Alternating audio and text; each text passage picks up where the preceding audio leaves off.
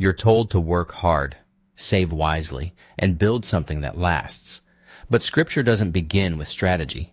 It begins with a warning. Money isn't neutral. It carries weight. It shifts allegiance. It promises security while quietly eroding the very foundation it claims to protect. And the Bible doesn't treat this lightly. From Genesis to Revelation, there's a consistent, sobering thread. Wealth is a test, not a reward. How you handle it reveals where your heart actually rests. Most people assume financial wisdom is about budgets and discipline, and those matter. But the Bible digs deeper. It warns against the love of money, the seduction of riches, the false comfort of abundance. It exposes how easily treasure on earth replaces trust in God. These aren't abstract principles for the spiritually mature. They're foundational warnings meant to be learned early, before patterns harden, before priorities calcify, before you've spent years building on sand. This is for education and spiritual reflection, not financial advice. What follows isn't a prosperity formula or a wealth-building blueprint. It's a series of ancient warnings that remain startlingly relevant.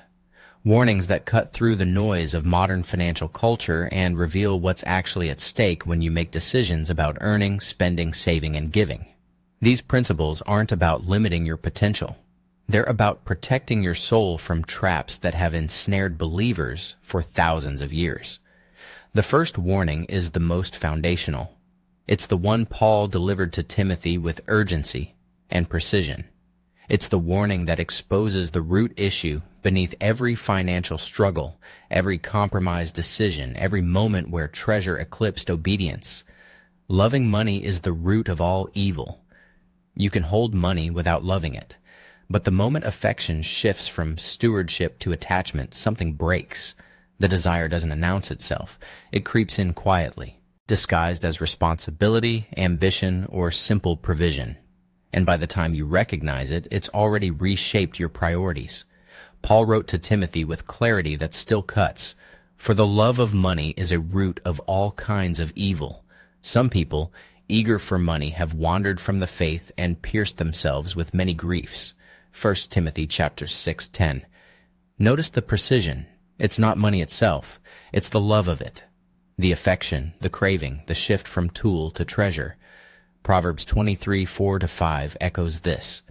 Do not wear yourself out to get rich. Do not trust your own cleverness. Cast but a glance at riches, and they are gone, for they will surely sprout wings and fly off to the sky like an eagle. Wealth is transient. Love for it is corrosive. Hebrews 13:5 offers the antidote. Keep your lives free from the love of money and be content with what you have, because God has said, "Never will I leave you, never will I forsake you." The command isn't poverty, it's freedom from obsession. Contentment isn't passivity. It's trust that God's presence outweighs financial security. Early believers understood this. They sold possessions to care for one another. Acts 2:44-45. They recognized that clinging to wealth meant loosening their grip on community and obedience. Today, the love of money manifests subtly. It's the career you can't leave because of salary, even when it compromises your family or faith. It's the comparison trap fueled by social media, where net worth becomes identity. Two modern distortions emerge. Fear-driven hoarding, where every dollar saved is a dollar protecting you from disaster, and entitlement spending, where money becomes the means to comfort, status, or escape. Both reflect misplaced affection. The warning isn't theoretical, it's diagnostic. Where does your mind drift when you're anxious? What decision would you make differently if money weren't a factor? The root reveals itself in those quiet moments. Guard your heart. Money should serve, not seduce. You cannot serve both God and money. Dual allegiance sounds reasonable until Scripture dismantles it. Jesus didn't suggest that serving two masters is difficult. He said it's impossible. One will always dominate, and the master you serve will determine the trajectory of your life. Matthew chapter 6:24 states it plainly.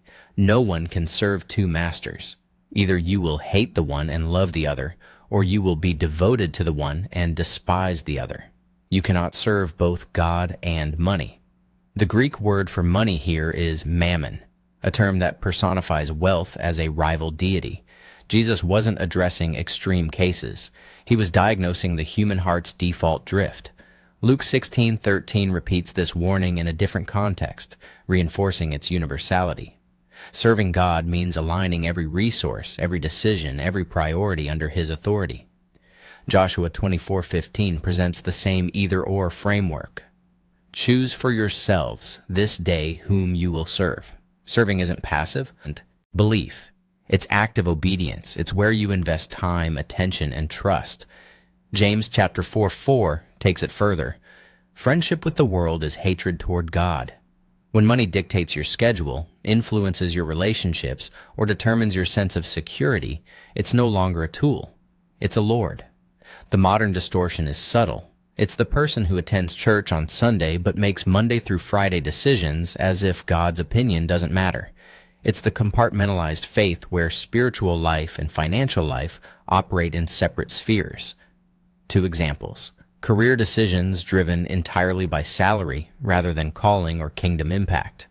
And lifestyle inflation, where each raise leads to increased spending rather than increased generosity or margin. Both reflect divided loyalty. Jesus wasn't exaggerating. He was exposing reality. Money demands worship. It demands trust, attention, sacrifice. And if you give it those things, you've already chosen your master. The question isn't whether you'll serve. It's whom. What's one financial decision you're making right now that reveals which master you're serving? The danger of seeking riches leads to temptation and ruin. Ambition for wealth doesn't feel like a trap. It feels like wisdom, responsibility, even provision. But Scripture doesn't critique the possession of wealth. It warns against the pursuit of it.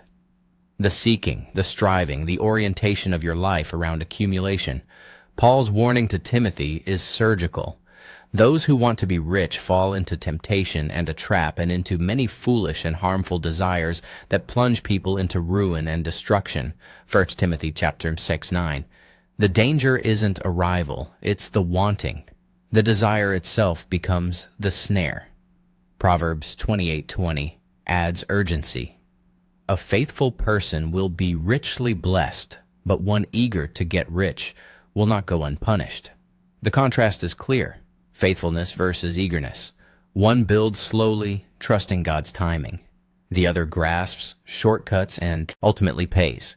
Proverbs 23:4-5 repeats the theme. Do not wear yourself out to get rich. Do not trust your own cleverness. The imagery is vivid. Wealth sprouts wings and vanishes. The pursuit exhausts. The cleverness you trusted betrays you. Jesus echoed this in the parable of the sower, Matthew 13:22. The seed falling among the thorns refers to someone who hears the word, but the worries of this life and the deceitfulness of wealth choke the word, making it unfruitful. Seeking riches doesn't just distract, it suffocates spiritual growth. The modern trap is normalized. It's the grind culture that celebrates burnout as virtue. It's the side hustle obsession where rest becomes guilt and margin becomes waste. Two distortions emerge. The get-rich-quick mentality, fueled by crypto hype, MLMs, or investment schemes promising exponential returns with minimal risk. And the workaholic's trap, where long hours and relentless hustle are justified as provision, even when they erode health, family, and faith. Both paths lead to the same destination: temptation, foolish desires, and eventual ruin. The warning is clear. Seek first the kingdom, Matthew 6:33. Let provision follow obedience. Let wealth be a byproduct, not the goal. Greed and the deception of wealth chokes spiritual growth. Greed doesn't announce itself. It masquerades as prudence, ambition, or simple planning. It convinces you that one more milestone will bring satisfaction, one more acquisition will complete the picture. But Scripture identifies this pattern clearly: the deception of wealth, not the reality of it, but the illusion it creates. And that illusion doesn't just distract from spiritual growth, it chokes it entirely. Jesus taught this in the parable of the sower. The seed falling among the thorns refers to someone who hears the word, but the worries of this life and the deceitfulness of wealth choke the word, making it unfruitful. Matthew 13:22. Notice the language, not the possession of wealth, but its deceptiveness. The Greek word for deceitfulness carries the idea of trickery, a bait and switch. Wealth promises security, joy, freedom. It delivers anxiety, emptiness, and dependence. Mark 4:19 records the same parable with slight variation, adding desires for other things to the list of what chokes the word. Greed expands. It's never satisfied. It always finds another target. Colossians chapter 3:5 goes further, equating greed with idolatry. Put to death, therefore, whatever belongs to your earthly nature: sexual immorality, impurity, lust, evil desires, and greed, which is idolatry. Greed isn't a minor character flaw. It's worship of the wrong God. Luke chapter 12:15 records Jesus' warning, "Watch out. Be on your guard against all kinds of greed. Life does not consist in an abundance of possessions." The abundance you chase becomes the very thing that diminishes your life. The modern distortion is everywhere. It's the lifestyle creep that follows every raise, where increased income never translates to increased margin or generosity. It's the comparison economy of social media, where someone else's highlight reel becomes your benchmark for inadequacy. Two examples: the endless upgrade cycle, where last year's phone, car, or wardrobe suddenly feels insufficient, and the justification trap, where every purchase is rationalized as necessary, even when it's clearly comfort or status. Both patterns reveal the same root. Greed chokes slowly. It doesn't kill spiritual life in one moment. It starves it incrementally, replacing time for prayer with time for work, replacing generosity with accumulation, replacing trust in God with trust in the portfolio. Guard against it early. The seed needs space to grow. Trusting in riches instead of God leads to downfall. Security is a need, but where you locate it determines everything. Riches offer the illusion of control, the sense that you've built a foundation that can't collapse. But Scripture repeatedly exposes this foundation as sand. Trusting in wealth doesn't just disappoint, it leads to downfall. Proverbs 11:28 states it clearly. Those who trust in their riches will fall, but the righteous will thrive like a green leaf. The contrast is stark. Fall versus thrive. Riches versus righteousness. One path leads to collapse, the other to flourishing. Psalm 52:7 adds detail. Here now is the man who did not make God his stronghold, but trusted in his great wealth, and grew strong by destroying others. Trust in wealth doesn't just fail personally, it corrupts relationally, leading to exploitation and harm. Proverbs 18:11 captures the delusion.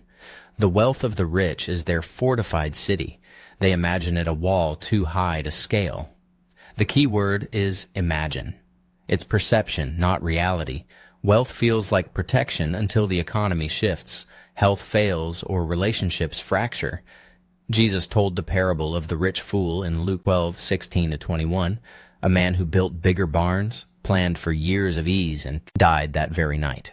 God's verdict: "You fool, this very night your life will be demanded from you. Then who will get what you have prepared for yourself?" The trust was misplaced. The security was imaginary. Today, this trust manifests in sophisticated forms. It's the emergency fund that grows from prudent to excessive, hoarded out of fear rather than stewarded with wisdom. It's the retirement plan that becomes the ultimate goal, the finish line that justifies present sacrifice of family, health, and faith. Two modern distortions: the self-made myth, where personal wealth is credited entirely to intelligence and effort, with no acknowledgement of God's provision or grace, and the insurance obsession, where every possible risk is mitigated financially, leaving no room for dependence on God. Both reveal the same misplaced trust. Riches can't save you. They can't protect what matters most. They can't secure eternity. Build your life on the only foundation that holds. Trust God, not the balance sheet. What would change in your life if your financial security disappeared tomorrow? Wealth without God creates false spiritual security. Abundance feels like blessing, and sometimes it is, But wealth can create a dangerous illusion, the belief that you're spiritually secure because you're financially stable, that God is pleased because you're prosperous, that comfort equals favor. Scripture dismantles this equation repeatedly. Revelation 3:17 delivers one of the Bible's sharpest warnings to the church in Laodicea. You say, I am rich, I have acquired wealth and do not need a thing, but you do not realize that you are wretched, pitiful, poor, blind, and naked. The tragedy isn't their poverty, it's their perception. They believed wealth indicated spiritual health. God diagnosed the opposite. Their riches masked their desperation. Hosea 12:8 records a similar delusion. Ephraim boasts, I am very rich, I have become wealthy. With all my wealth, they will not find in me any iniquity or sin. Wealth became evidence of righteousness in their minds. God saw it as evidence of blindness. Deuteronomy 8:17-18 warns against this exact pattern. You may say to yourself, my power and the strength of my hands have produced this wealth for me. But remember the Lord your God, for it is He who gives you the ability to produce wealth. Forgetting the source leads to false security. Believing you're self-sufficient is the first step towards spiritual collapse. James 9-10 flips the script. Believers in humble circumstances ought to take pride in their high position, but the rich should take pride in their humiliation, since they will pass away like a wild flower. Riches don't elevate you spiritually. They test you. The modern trap is pervasive. It's the prosperity theology that equates financial success with God's favor, teaching that wealth is proof of faith rather than a stewardship responsibility. It's the comfort Christianity that avoids sacrifice, hardship, or costly obedience because abundance has insulated you from need. 2 examples. The believer who interprets every financial gain as God's approval, never questioning whether wealth might be a test rather than a reward. And the church that measures spiritual vitality by budget size, building campaigns, or member income levels. Both distortions create false security. Wealth can coexist with spiritual poverty. Comfort can mask complacency. God's favor isn't measured in dollars. Examine your heart honestly. Does abundance make you more dependent on God or less? Storing treasures on earth instead of heaven misplaces your heart. Treasure isn't passive. It pulls, it directs, it shapes what you value, where you invest, how you live. And Jesus made the connection explicit. Where your treasure is, your heart will follow. This isn't metaphor, it's diagnostic truth. Show me your bank statement, your calendar, your search history, and I'll show you what you treasure. Matthew 6:19, chapter 21 lays the foundation. Do not store up for yourselves treasures on earth, where moths and vermin destroy, and where thieves break in and steal. But store up for yourselves treasures in heaven, where moths and vermin do not destroy, and where thieves do not break in and steal. For where your treasure is, there your heart will be also. The warning isn't against saving. It's against the orientation of accumulation. Earthly treasure is fragile, temporary, vulnerable. Heavenly treasure is eternal, secure, and tied to what actually matters. Luke chapter 33-34 reinforces this. Sell your possessions and give to the poor. Provide purses for yourselves that will not wear out, a treasure in heaven that will never fail. The command isn't universal poverty, it's radical generosity, a willingness to release earthly goods to gain eternal reward. Set your minds on things above, not on earthly things. The mind follows the treasure. The heart follows the investment. If everything you've built is here, your heart won't be prepared for there. Today, this misplacement is normalized. It's the dream of early retirement funded by decades of relentless accumulation, where the goal is financial independence rather than kingdom impact. It's the estate planning that prioritizes generational wealth transfer over present generosity, hoarding resources for descendants who may squander them. 2 modern distortions. The minimalism movement that reduces possessions but still centers identity and purpose around earthly life, comfort, and self-optimization. And the maximized inheritance strategy, where parents sacrifice present ministry opportunities to leave large sums to children, storing treasure on earth in the name of legacy. Both miss the point. Treasure in heaven is built through obedience, generosity, sacrifice, and love. What are you building that will outlast you? What investment are you making that eternity will recognize? If this video is shifting how you think about money and eternity, let us know in the comments. These 7 warnings aren't isolated commands. They're threads in a single tapestry, revealing one central truth. Money is a hard issue, not a math problem. Every warning traces back to the same question. Who do you trust? What do you worship? Where is your security anchored? The Bible doesn't condemn wealth itself. It condemns the grip wealth takes on the human soul when left unchecked.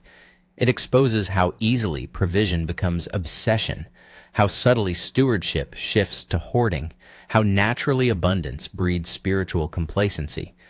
Learning these warnings early isn't about limiting your potential or stunting your financial growth.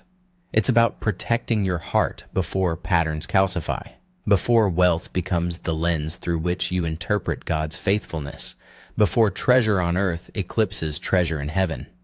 The warnings work together. Loving money plants the seed. Serving 2 masters reveals the choice. Seeking riches sets the trap. Greed chokes growth. Trusting wealth replaces God. False security blinds you. Misplaced treasure redirects your heart. And once the trajectory is set, course correction becomes exponentially harder. That's why these aren't warnings for the wealthy alone. They're warnings for everyone, at every stage, because the love of money doesn't wait for the money to arrive. It starts in the wanting, the planning, the imagining. It starts when you're young and ambitious, building a foundation that will either sustain or sabotage the decades ahead. Guard your heart early. Build on the right foundation. Let God be your security, your treasure, your master. If you like our content, consider subscribing. Or if some topics did not make this list, or there are topics you want us to feature, please leave them in the comments.